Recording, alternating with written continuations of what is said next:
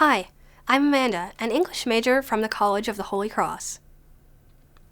This is a pollaxe, a weapon with a heavy axe blade, a thrusting tip, and a cleated hammerhead all mounted on a long pole.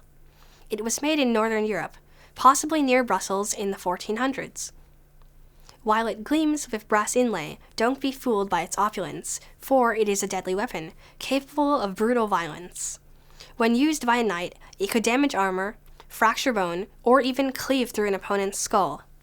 Pollaxes were used on foot, not on horseback, and were wielded both in war and in the friendlier environment of the tournament.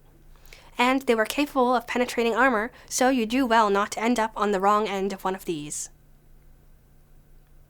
One feature that distinguishes this particular weapon is the pyramidal spikes of its hammerhead. Plate armor was designed with smooth curves that tended to make weapons glance off them. The spikes worked like the cleats on an athlete's shoes, biting into the slippery surface of the target.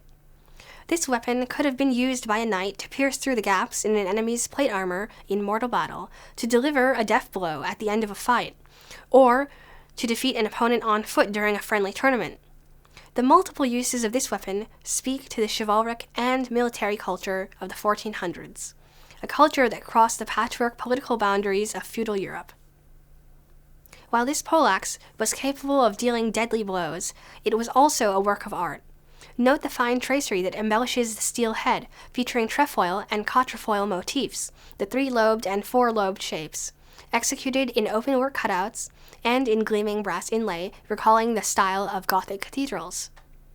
This pollaxe was not just a practical tool for causing injury, but also a mark of status. Indeed, by the late Middle Ages, the beauty of knightly arms and armor had become a means to reinforce their rank. Knights in the 1400s had to cope with changing times that sometimes cast their identity and social status in doubt. In the previous century, the Black Death had ravaged Europe, and during the following years, laborers could request higher rates of pay due to a smaller labor force. On the battlefield, ordinary foot soldiers armed with long spears and bows were starting to win major victories over mounted knights. In this changing world, a finely crafted weapon like this pollaxe duly symbolized its owner's skill in battle, as well as his status as a patron of the arts.